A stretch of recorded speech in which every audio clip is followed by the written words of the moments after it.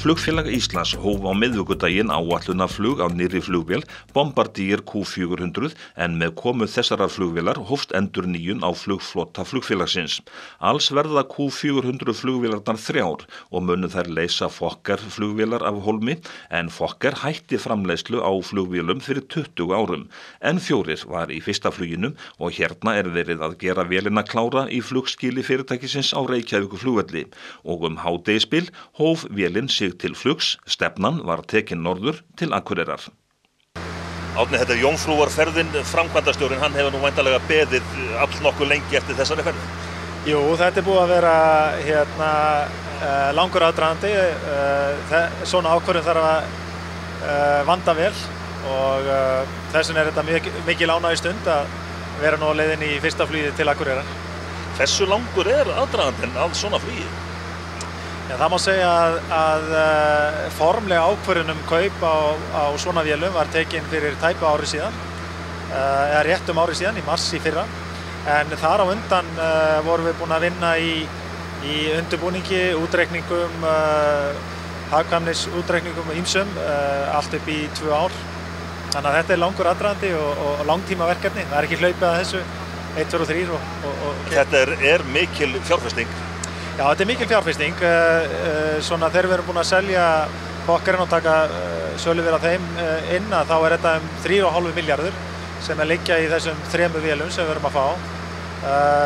Og félagið í heild sinni er að velta 6 milljörðum, þannig að þetta er verulega stór hlut af okkar rekstri og skiptir miklu máli.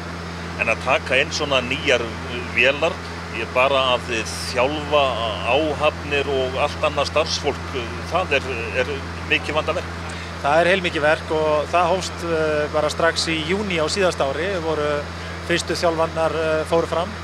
Það er einmitt eins og þú segir, það er ekki bara áhafnir borð, það eru flugvirkjar sem þurfa að fara í gegnum mikla þjálfun, það er starfsfólki sem meðhöndla vélarnar á jörðu niðri og svo framvegis, þannig að þetta er mikið þjálfunarprógram og mikið verk að gera svona mikla breytingu á félaginu.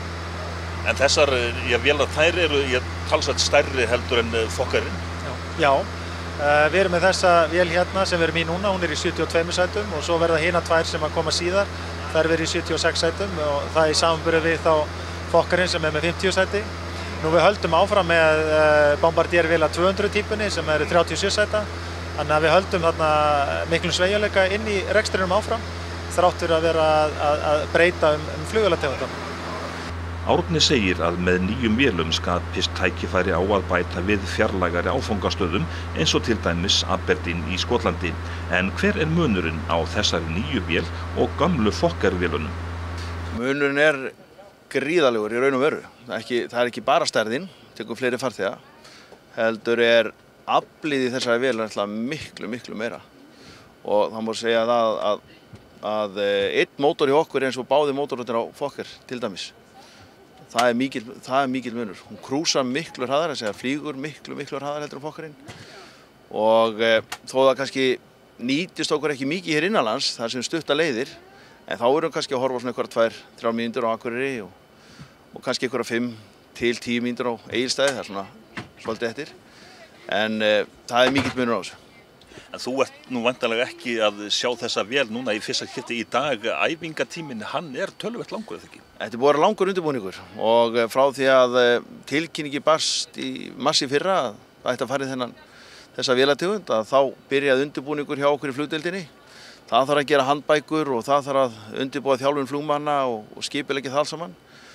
Og við erum eiginlega byrjuðum að þjálfa í svona júní á síðasta ári og síðan er þetta búið að vera svona stanslaust síðan og bara stanslausa þjálfanir og annað og þegar við fengum þessar vélar í hendur núna fyrir svona hálfum mánuði síðan þá þurftum við að fara með þessa vél í svona pröfuflug, sjá hvort allt verður í lagi, svo fljúga henni í málingu, þar var henni í einhverja viku og svo kom henni heim í síðustu viku.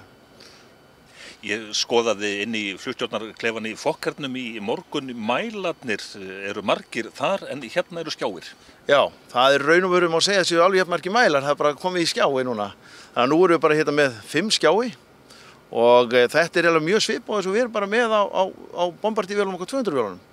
og þegar við keyptum þær á sínum tíma þá létum við breyta flugstjórnarklefanum í þeim vélum svona sem næst þessu, mjög svipað. Þannig að það ekki mikil viðbrigði fyrir flugmenn að fara af DAS 200 yfir á þessa. Þegar þú vaknaðir í morgun, jómfrúferðin framundan, þetta gekk allt saman mjög vel. Þetta gekk alveg stórkostlega og ég sagði við áðan við Árna að nú maður hefur bara brosað í alla nótt sofandi. Þetta mjög gaman, ég mjög ánægð með að þetta skuli vera að koma að laggirnar, við skulum byrjuð og ég held að sé bara allir núna í skýjunum yfir þessu.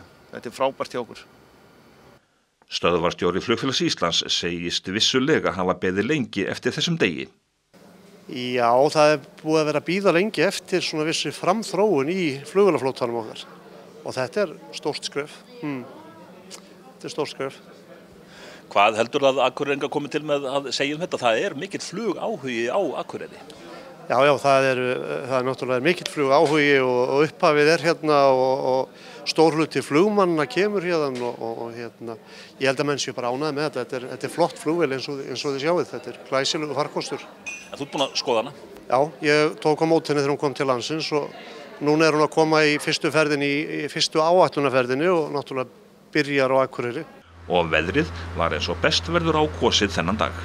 Þetta náttúrulega alveg draumur að fá svona góðar aðstæður til að fljúga fyrsta flugið og mjög ánægilegt að það skuli ganga eftir. Við fengum reyndar mjög gott veður þegar vélin kom til landsins, þannig að við vonum að það vísi bara á gott, að það verði áfram gott flugveður hjá okkur á næstu mánuðum og næstu árum.